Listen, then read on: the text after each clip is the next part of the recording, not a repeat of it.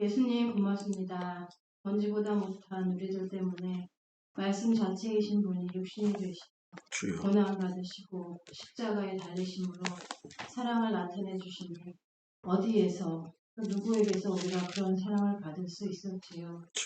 선악과를 먹으며 반드시 죽으리라 하셨던 주님은 친히 그 명령을 거두시고 오히려 죽으셨습니다. 세월은 점점 더 악해지고 우리들은 너무나도 많은 죄의 한가운데 살고 있습니다.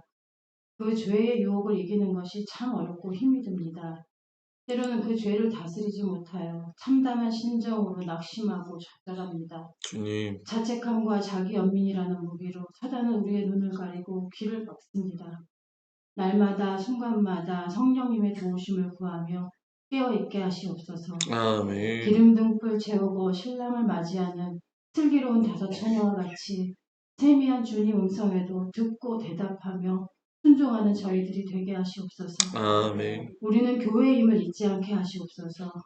내 안에 살아계신 예수님을 위하여 날마다 보라 새 것이 되었도다 선포하며 나아가기를 간절히 원합니다. 아멘. 우리의 약함은 주님의 강하신 능력으로 나타날 자랑임을 잊지 않게 하시고 비둘기 같은 눈동자로 주님만 바라보며 일어나 함께 끝날까지 걸어가게 하시옵소서. 아멘. 믿음의 선한 싸움을 싸우게 하시옵소서. 오늘 주시는 말씀의 양식이 우리의 영을 더 주님과 깊어지게 하실 것을 믿으며 예수님의 이름으로 기도합니다. 아멘.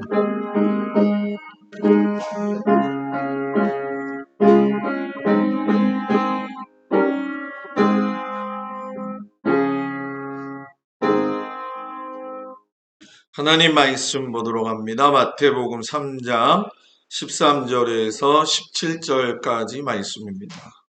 신약성경 4쪽에 나와 있습니다.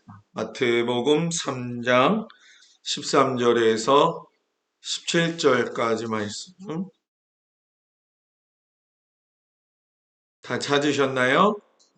마태복음 3장 13절에서 17절까지 말씀을 다 같이 봉독합니다. 이때 예수께서 갈릴리로부터 요단강에 이르러 요한에게 세례를 받으려 하시니 요한이 말려 이르되 내가 당신에게서 세례를 받아야 할 터인데 당신이 내게로 오시나이까. 예수께서 대답하여 이르시되 이제 허락하라. 우리가 이와 같이 하여 모든 의를 이루는 것이 합당하니라 하시니 이에 요한이 허락하는지라. 예수께서 세례를 받으시고 곧 물에서 올라오실새 하늘이 열리고 하나님의 성령이 비둘기같이 내려 자기 위에 임하심을 보시더니 하늘로부터 소리가 있어 말씀하시되 이는 내 사랑하는 아들이요 내 기뻐하는 자라 하시니라. 아멘. 기도합니다. 예수님이 이제 세례를 받으시고 공생애를 시작하시면서 아버지 하나님 사역 가운데에서 여러 가지 상황들을 경험하시면서 우리의 죄를 구속하시는 모습을 배우게 됩니다. 우리의 마음이 뜨거워지게 하시고 그 예수님을 사랑할 수 있는 은혜를 베풀어 주시옵소서. 예수님 이름으로 기도합니다. 아멘. 할렐루야. 우리 옆 사람하고 인사합니다. 잘 오셨습니다. 이 저녁에. 제가 이번 주에 이제 신방도 있고 여러 가지 이제 보니까는 권사님들 많이들 아프신데요. 감기가 최고의 절정인 것 같아요. 그래서 많이들 몸이 힘드신 것 같은데 구장로님도 제가 가서 보니까는 입술이 있는 데가 다 열이 오르셔서 열꽃이 막 피시고 그래서 주일날 이제 오시게 될 텐데 여러분들 손 깨끗이 닦고 따뜻한 물 많이 마시고 그게 최고입니다. 쌍화차는 많이 드십시오.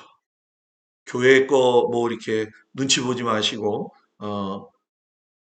저는 교인들이 행복했으면 좋겠어요. 예, 쌍화차 많이 드세요. 아셨죠?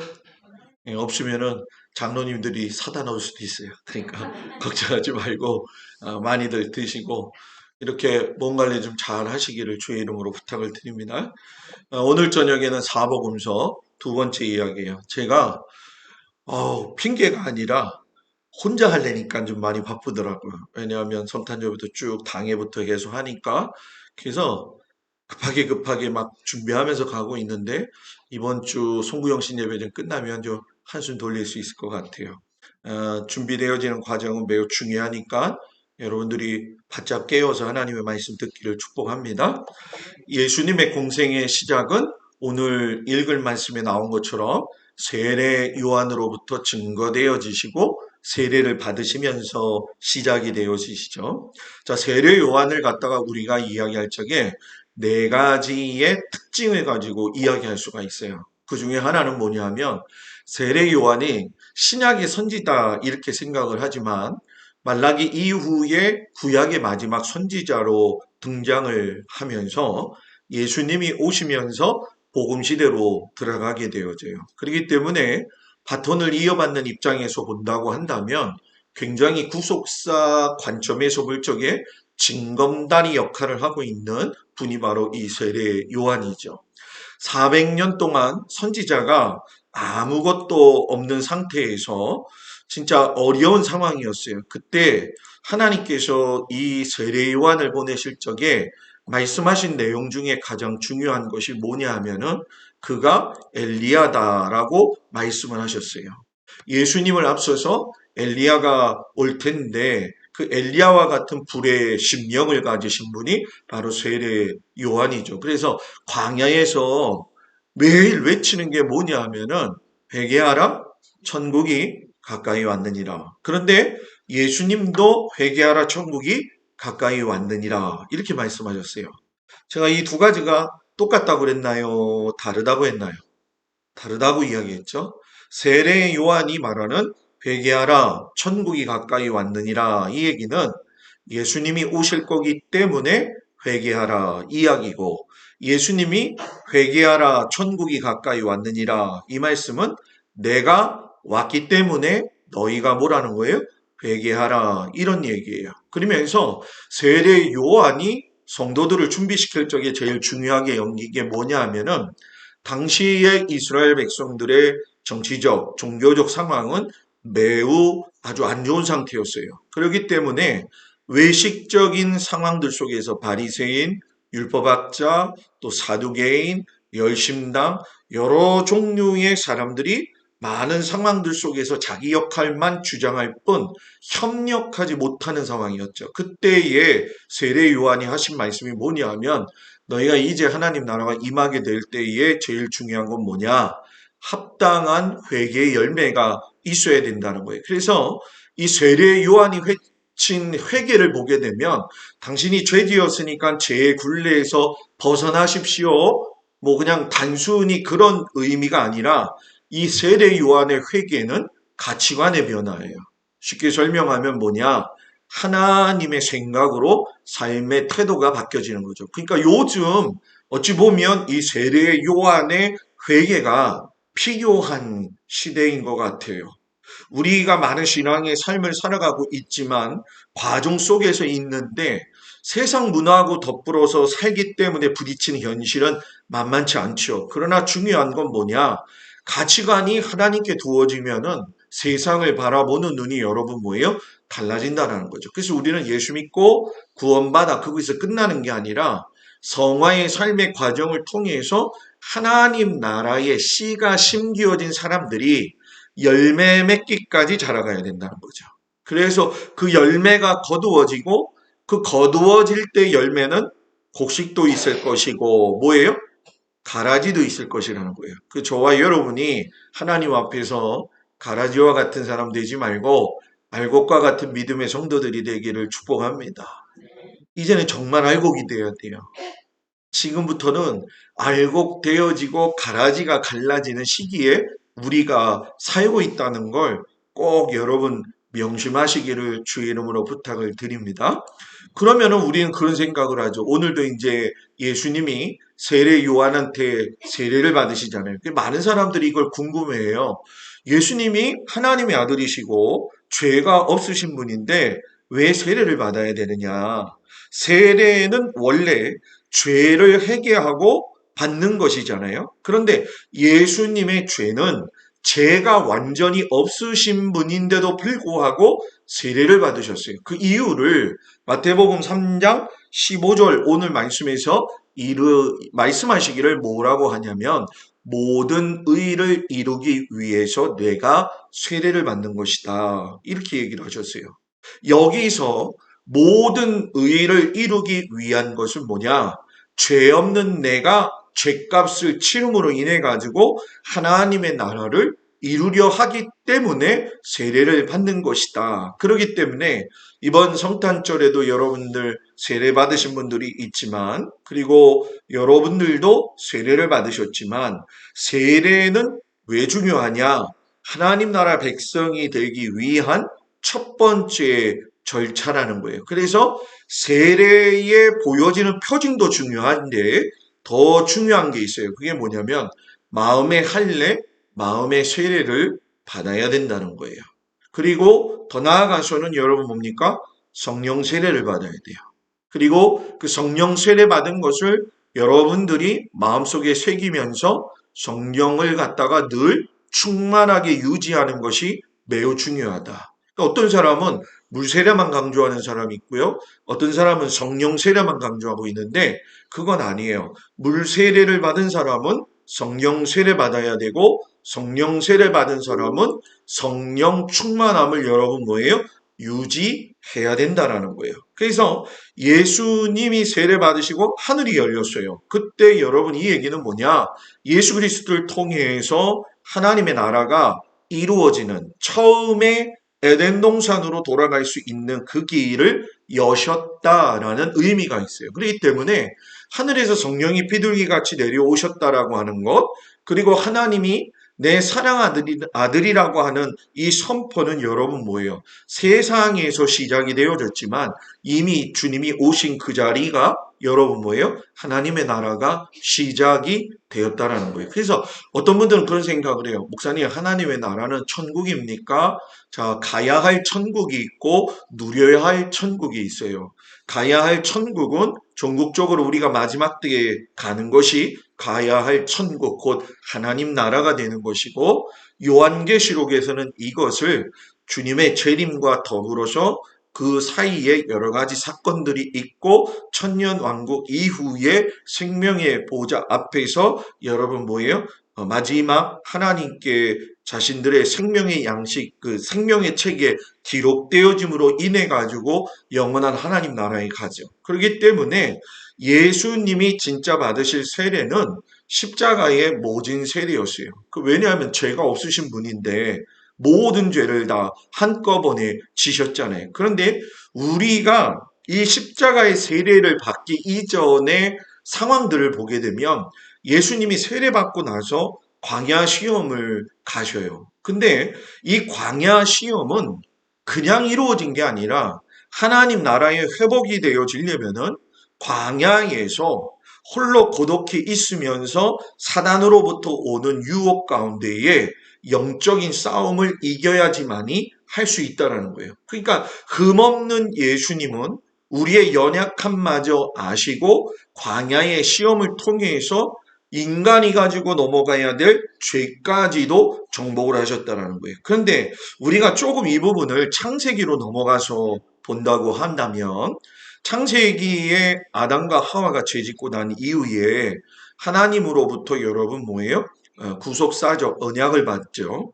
하와의 여러분 뭐예요? 여자의 후손인 사람이 결국은 뱀의 머리를 짓밟을 것이다. 이거는 여러분 뭡니까? 바로 여자의 후손인 예수님이 사단의 머리를 갖다가 깨부스러진다 하는 그런 마음이죠. 그렇기 때문에 이 여자의 후손으로 오신 예수님을 사단이 마지막에 최종적으로 공격하기 위해서 모든 걸 쏟아부은 게 어디냐? 바로 예수님의 광야 시험이에요. 그래서 이 광야 시험은 먹는 거, 육신의 정욕과 이생의 자랑과 더불어서 안목의 정욕들에 대한 것들이잖아요. 그러니까 하나님이시면서 인간의 몸으로 오셨기 때문에 이건 피할 수 없는 거예요. 그리고 사단의 권세권에 가지고 있는 거기 때문에 그거를 넘지 않고는 십자가에서 돌아가실 수가 없었다는 거죠. 그러니까 마지막까지 사단이 한 거는 뭐냐? 너도 인간이라는 거예요. 너도 인간이니까 그냥 인간의 모습 가지고 살다 그냥 죽으면 돼. 너가 무슨 구속 사건을 벌이냐. 이런 이야기를 한 거죠. 그러나 예수님은 절대로 굴복하지 않으셨다는 거예요. 제가 이 그림을 이게 보면서 자, 이제 사역을 시작을 하시는데 여러분 잘 보세요.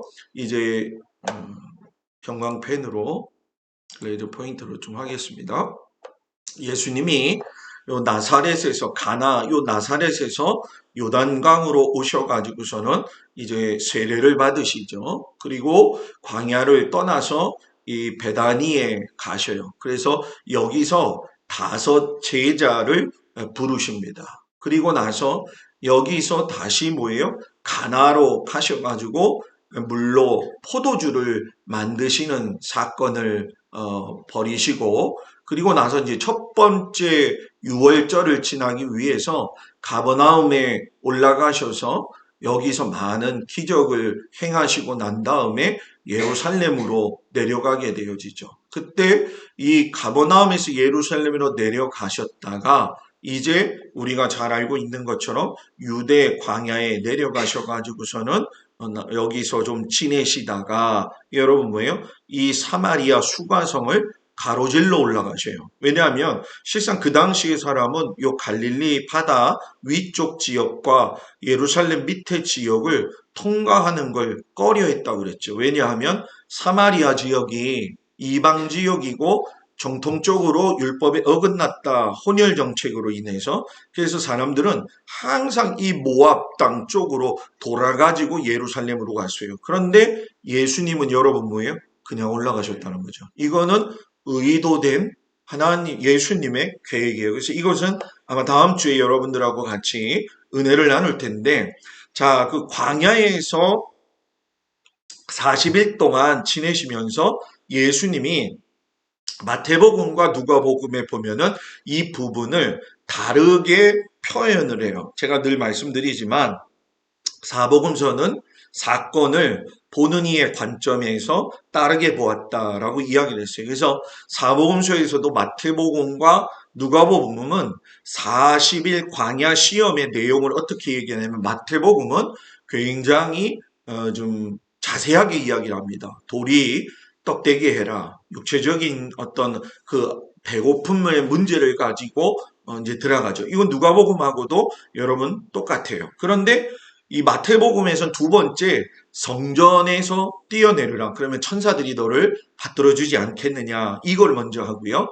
누가복음에서는 천하만국을 보여주면서 내게 전하라. 이걸 2번째로 올려요. 그리고 마태복음에서 이제 3번째 뭐예요? 이 절하라 하는 사탄한테 경배할 때의 것을 3번째로 이야기하고 이 2번째가 누가복음이 여러분 마태복음이 2~3번째가 서로 바뀌었다라는 거를 알 수가 있어요. 그러면 왜 마태는 그렇게 얘기했느냐? 시간적 순서보다 중요한 게 시험의 성격이 더 중요하다고 생각했기 때문에 마태는 그렇게 저술을 한 거고요. 누가는 시험의 순서에 따라 왜냐하면 의사 누가였기 때문에 수사학적으로 글 쓰는 걸 매우 중요시 여겼던 사람이기 때문에 그래요. 그래서 이 시험의 성격을 보면 총체적인 시험이죠. 영과 혼과 육에 대한 부분들이에요. 그래서 시험의 결과를 보게 되면 여러분이 잘 아시는 것처럼 첫 아담이 에덴에서 실패한 시험을 둘째 아담 대신 예수님께서 하나님의 말씀으로 여러분 사단을 갖다가 뭐예요? 멸하시면서 구속의 사건으로 들어가시는 근거를 마련하셨다는 거죠. 그러니까 예수님이 40일 광야에서 시험 받으신 건 사단의 총 공격이었었는데 여기서 표징 주는 건 뭐냐? 나도 이겼다. 너희들도 뭐예요? 이길 수 있다. 예수 그리스도를 믿는 믿음 안에서. 여러분 옆 사람 보고 예수님도 이기셨습니다. 우리도 이깁시다. 시작! 야, 이거 이래가지고 이기겠어요, 지금. 예수님도 이기셨습니다. 우리도 이기십시다. 예, 여러분 이기기를 축복합니다. 자, 가나온인 잔치 기적의 교훈이죠. 오늘 이제 사복음서를 이제 제가 뒤죽박죽 간다고 이야기했어요. 물이 포도주로 변한 사건이에요. 이게 첫 번째 예수님의 기적인데, 이거는 물리적이거나 어떤 형식적인 겉모양의 변화를 의미하는 건 아닙니다. 이거는 아주 화학적이고 실제적이고 본질적인 변화예요. 여러분 이제 뭐 싱크대 공사하고 오니까 오늘 이제 그 정수기가 와서 이제 설치를 해줬거든요. 제가 한 5일 동안 정수기가 없어가지고 한번 이렇게 살아봤어요. 그래서 수돗물 틀어서 보리물도 끓여 먹고 물도 몇 개 가져와서 먹었는데, 요번에 제가 느낀 게 뭐냐, 물은 귀하다. 물은 귀하다. 물은 귀하다. 별거 아닌 그냥 단추만 누르면 나왔었던 거를 못 먹으니까. 근데 그 물을 포도주로 만들었대요. 지금 두 사람은 아멘을 했어요. 이거는 물의 분자 구조가 바뀌는 거죠. 그러니까 이것을 통해서 예수님이 하고 싶은 건 뭐냐? 기독교는 변화라는 거예요, 본질이. 끊임없이 변화해서 온전히 하나님의 나라를 이룰 때까지 계속 변화되어야 된다. 그럼 변화되기 위해서는 어떻게 해야 되느냐? 자기가 예수님을 믿기 이전에 형성되었던 개인적인 세계관이 있어요. 자기 사고방식, 자기 이성 체계, 자기의 어떤 경험들. 이것들을 여러분 뭐예요? 성경적인 세계관으로 바꾸는 거예요. 그러니까 이거를 좀 다른 말로 표현하면 두 가지인데, 자기 비움과 자기의 내려놓음이라는 얘기예요. 그러니까 자기의 내려놓음과 자기의 비움이 있다라는 얘기는 여러분 뭡니까? 내 것을 내려놓는다는 것이 얼마나 힘들겠냐라는 거죠. 결국 우리의 삶에서 물이 포도주가 됐다라는 건 뭐예요? 하나님의 나라의 모습으로 돌아가기 위해서는 내가 스스로 하나님이었던 걸 내려놓을 줄 알아야 되는 거야. 목사님, 나는 내 스스로 하나님이 되어본 적이 없는데요. 곰곰이 생각해 보세요. 없는 것 같아요? 내가 누구를 정죄하거나 어떤 판단을 내릴 적에 내 주체가 너무 많이 들어가게 되면 내가 이미 하나님이 되어지는 거죠. 그래서 나를 내려놓는 건 매우 중요하다라는 거예요. 결국 여러분 뭡니까? 이 종의 모습. 여러분 뭐라고 했어요? 야, 이 물을 따라준 거를 가지고 종한테 뭐라고 했어요? 갖다 연회장에 주어라 라고 했을 적에 종이 아니 이 물을 왜 갖다 줘요? 이렇게 얘기했어요? 성경책에? 안 했어요. 그냥 순종했어요. 이게 시작이다. 이게 신앙의 시작이다. 여러분들은 어떨 것 같아요? 권사님들한테 저 갖다 줘. 그러면 뭐라 올 거예요? 예수님 이거 물인데 막 이러고 하고 싶은 말이 많겠죠, 그죠? 아니, 이거 어떻게 이걸 사람한테 갖다 줄 수가 있어요? 그런데 이 종의 모습은 뭐냐? 하나님 나라의 기초예요. 순종. 왜 백마디 말로 안 하고 싶겠어요? 다 하고 싶죠. 그래서 때로는 신앙이라고 하는 것은 자기의 의지를 완전히 꺾을 수 있는 은혜가 있어야 될 줄 믿습니다. 그래서 요한복음에 보면 예수님이 8가지 기적을 했어요. 첫 번째, 물이 변하여 포도주 된 거. 이건 여러분 뭡니까? 근심. 뭡니까? 잔치에 근심이 있었는데 기쁨으로 바뀌게 하셨다는 거. 시나의 아들, 육체적인 병든 자를 건강하게 치유하셨다는 거. 베데스다 연못의 병자 고침. 자기 혼자 갈 수도 없어요. 무능한 자를 왕성한 자로 만드셨다는 거. 오병이어의 기적. 말씀에 배고파했던 그들이 육신적으로도 굶주려 있을 때 예수님은 뭐예요? 배고픔도 헤아리시고 배부르게 하셨다. 바다를 걸으셨다. 너무나도 풍랑 있는 바다를 보면 사람들은 두려워하잖아요. 그죠? 그런데 그 근심이 뭐예요? 평안의 마음으로 바꿔주셨다라는 거예요. 소경이 눈을 뜨드는 거. 어둠이 여러분 뭐예요? 빛을 바꾸는 거. 여러분 이거는 오늘 우리들에게도 필요해야 돼요. 저는 성도들이 그래서 기도할 적에 모든 걸 좀 볼 수 있으면 좋겠고 듣지 못했던 걸 들을 수 있는 귀와 눈이 열리기를 축복합니다. 이게 열리기 시작하면 여러분 있잖아요. 아주 신묘막측한 하나님의 뜻을 막 발견하게 되어져요. 그래서 저는 우리 성도들이 이런 은혜를 경험하기를 축복해요. 단 하나가 있어요. 그건 뭐냐?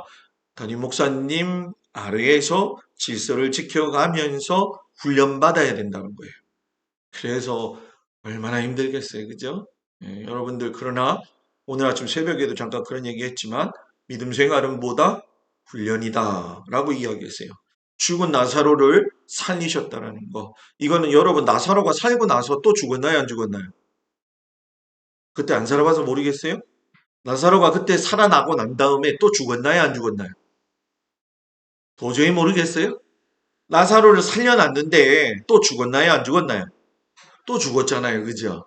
그러나 여러분, 이 죽음은 육체적 죽음을 생명으로 바꾸는 게 아니라 그 사람의 심령 자체가 새 생명으로 바뀌는 거예요. 결국은 훗날에는 다 살리라. 훗날에는 대량의 물고기를 잡음. 여러분 뭡니까? 사업 실패, 뭐 하다가 좌절되고 낙심되고 실패가 되어져서 어려울 적에 하나님께서 도우심으로 인해 가지고 풍요로운 성공으로 바뀌는 것. 그래서 우리가 주일 저녁에 이 부분에 대한 거를 같이 여러분들하고 이야기를 나눈 거죠. 가버나움에 가셨을 적에 니고데모를 만나게 돼요. 그때 니고데모가 뭐라고 이야기하냐면은 거듭나야 되겠다라고 하는 거에 대한 질문을 했죠. 이걸 이제 중생 개념이라고 했는데, 이 바리새인이기 때문에 율법학자였고 머리가 아주 똑똑했어요. 그런데 예수님이 하시는 말씀이 평범한 말씀인 것 같은데 그걸 깨닫지 못해요. 그 똑똑한 사람이. 두 번 태어나야 된다는 얘기를 어떻게 받아들이냐면, 그럼 내가 어머니 뱃속으로 다시 들어갔다가 다시 나와야지만이 이게 새롭게 변화되는 겁니까? 그런데 예수님이 말씀하신 중생은 뭐예요? born again, 다시 태어나는 영적인 뭐예요? 거듭남이라는 거죠. 성도의 삶에 있어서 제일 중요한 건 영적인 거듭남이 있어야 돼요. 나 교회 왔어요. 예수 믿었어요. 감사해요. 이런 거 다 좋아요. 그런데 그거 뒤에 여러분 뭐가 있어야 되느냐? 영적인 거듭남으로 실제적인 삶의 변화가 있어야 돼요. 그러니까 말씀을 들은 게 중요한 게 아니라 말씀을 살아내려고 하는 그 믿음의 의지가 우리 안에 있어야 돼요. 그게 살아있는 성도예요. 그게 살아있는 성도예요. 말씀을 어떻게든 부둥켜 안고 살아내려고 하니 부딪혀오는 현실 속에서 얼마나 많은 번잡함과 어려움이 있겠어요. 그러나 살아내면 살아낼수록 그 사람은 뭐예요? 살아있는 거죠. 연어가, 물고기가 여러분 뭡니까? 알을 낳기 위해서는 자기가 태어난 곳으로 거슬러 올라가잖아요. 그죠? 바위가 있고 폭포가 얕게 있다 할지라도 그거를 다 뛰어넘어서 간단 말이에요. 그리고 끝내는 그 자리에 가서 알을 낳고 자기의 생을 마감하는 것처럼 우리의 인생은 마지막 하나님 나라 갈 때까지는 최선을 다해야 돼요. 최선을 다해야 돼요. 그것이 우리의 본분이고 예수님이 우리를 구원하신 감사에 대한 우리의 최고의 순종의 모습인 줄 믿습니다. 그래서 여러분 계속 바뀌어야 돼요. 그래서 여러분 세상을 보는 안경이 좀 바뀌어야 된다. 안경이 바뀌어야 된다. 여러분 이 과정이 없으면 하나님 나라도 이해도 백성도 될 수 없다는 거예요. 제가 오늘 설교 준비하면서 요한복음 3장 16절에 나타난 하나님의 위대한 사랑을 도표로 만들어 봤어요. 여러분 맨날 이거 보시잖아요. 하나님이 세상을 이처럼 사랑하사 독생자를 주셨으니 이는 저를 믿는 자마다 멸망치 않고 영생을 얻게 하려 하심이라. 자, 이게 여러분 나누어지면 이거예요. 하나님이 누구예요? 위대한 사랑의 제공자가 되시는 하나님이 세상을 사랑의 대상을 가지고 있는 그들에게 이처럼 사랑하사 엄청난 범위를 가지시고 독생자 예수님은 우리에게 뭐라고요? 위대한 선물인데 주셨다. 이거는 액션을 취하셨다. 행동하셨다. 그렇기 때문에 이는 저를 위대한 사람 예수 그리스도를 믿는 단순함, 믿음은 어려운 게 아니다. 자마다, 믿는 자마다 단순하게 위대하게 초청되어진 사람들은 그걸 믿으면 멸망치 않고 죄에서 도피 구원시켜 주시고 영생을 위대한 삶으로 얻게 하심을 주신다. 이 뜻이에요. 그래서 이 뜻의 깊이를 여러분들이 마음속에 새겨놓으실 때 제일 중요한 거 뭐냐? 지극히 높으신 그 하나님이 너무나도 진짜 이게 내세울 것도 없는 우리들을 사랑의 대상으로 삼으셔가지고 그 범위의 사랑의 크기가 너무나도 크다라는 거예요. 그러니까 우린 거저 받았으니 여러분 뭐예요? 거저 은혜를 나누어 줘야 될 점이 있습니다. 자, 옆 사람 보고 거저 받았으니 거저 나누어 줍시다. 우리 권사님들이 전부 다 힘이 없어요 지금. 네? 감기가 그냥 마스크도 오늘 많이 쓰셨어요 지금. 네. 여러분들 거저 받았으니 거저 주기를 축복합니다. 예수님 시대에 요것은 여러분들이 신약 성경을 읽을 적에요. 요 6가지 종류를 아는 게 매우 중요합니다. 왜냐하면 이 6가지의 부류 사람들이 예수님과 같은 시대에 살면서 결국은 예수님을 못 박아 죽이는데 큰 일을 했던 사람들이에요. 그렇기 때문에 이 사람들의 이야기가 성경에서 드러나올 때에는 유심히 살펴봐야 되는데 바리새인 같은 경우가 제일 큰 영향력을 행사하는 사람들이었어요. 이 사람들은 율법을 잘 준수했고요. 그런데 거칠해였죠. 부활도 믿었고요. 하나님의 뜻에도 순종을 했어요. 그런데 예수님하고 부딪힐 때는 뭐라고 하냐면 율법의 전통을 너가 지키지 않고 부정한 자들과 살기 때문에 때로는 먹기도 하기 때문에 그것이 싫었다는 거예요. 사두개인들은 뭐냐? 부유한 상류층의 제사장 그룹이었는데 모세 오경 외에는 다른 성경 인정 안 해요. 그렇기 때문에 성전이 매우 중요하다. 그런데 부활도 믿지 않는 상태에서 예수님이 자기 자신을 뭐라고 이야기하셨어요? 성전이다. 이렇게 얘기하셨잖아요. 그리고 부활할 것이다. 이 얘기를 하셨기 때문에 이거에 대한 반감을 가지고 있었던 자들이에요. 서기관들은 뭐냐? 율법을 즉석으로 직업적으로 해석하는 사람들이에요. 그렇기 때문에 서기관과 바리새인들은 연결되어져 있죠. 그래서 율법을 지키는 일에 있어서 최고인데 예수님은 뭐라고 이야기를 하시느냐? 사랑이 모든 율법의 뭐예요? 완성이다. 이 이야기를 하시는 거예요. 그러니까 너 메시아가 아니야. 이게 이제 공격적으로 나오는 거죠.